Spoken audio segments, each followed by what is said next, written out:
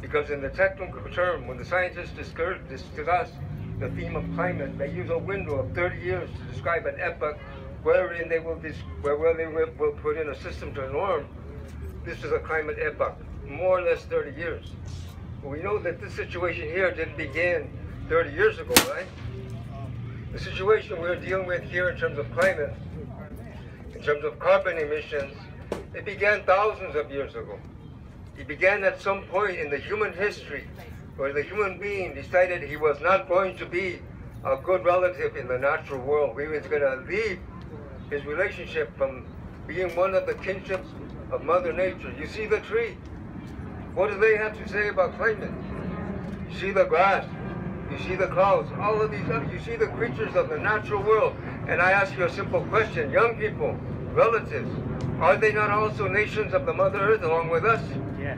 Where was it written down?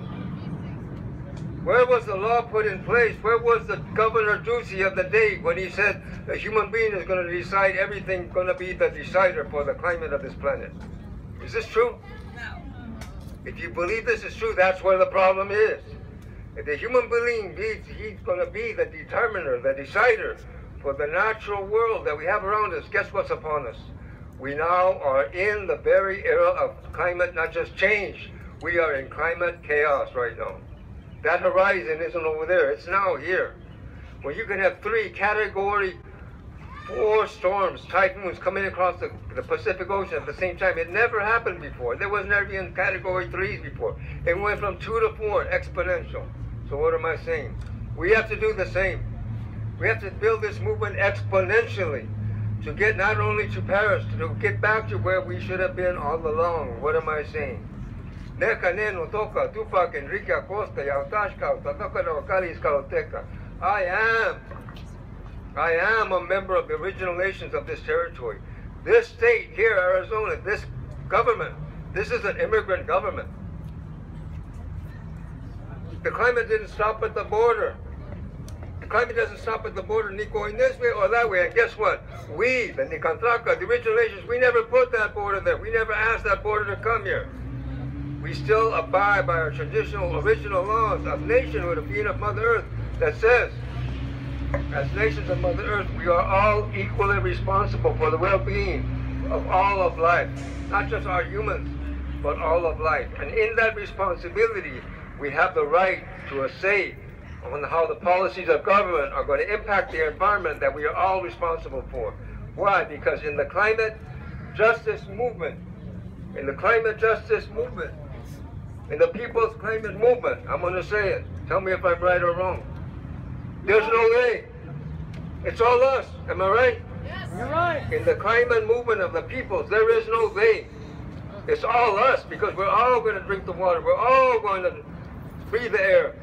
We all need the Mother Earth to be safe, and we all depend on the atmosphere and those 4 elements: the water, the earth, the wind, and the fire. That's the constitution of the indigenous nations, not just in Arizona, not just in this continent, but around the world. And I ask you, young people, look at yourself too. Where do you stand on that understanding? You stand with us as the guardians of Mother Earth, the original nations, in defending the territorial integrity of Mother Earth and her well-being for the future generations.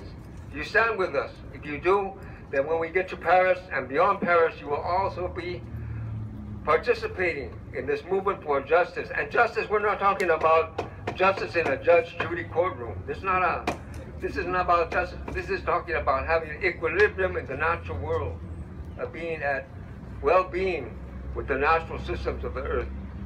And this is who we are as indigenous nations. We welcome this message once again. This is the fight that we've been fighting all along, since October the 12th, 1492. And did I say Columbus Day? No, I did not. I said Indigenous Peoples Day. So we want to have justice in terms of climate externally. We've got to have justice in terms of climate internally. I'm talking about cultural justice. Our cultural climate is so important. Read this book, young people. I'm going to close with this. It's a recommendation. There's a book called Bird on Fire. Have you heard of this book? Yes. Pick that book up, Bird on Fire. There's a reference in that book to Cochabamba, Bolivia, where the World's Conference on Climate Change and the Rights of Mother Earth took place. I was there.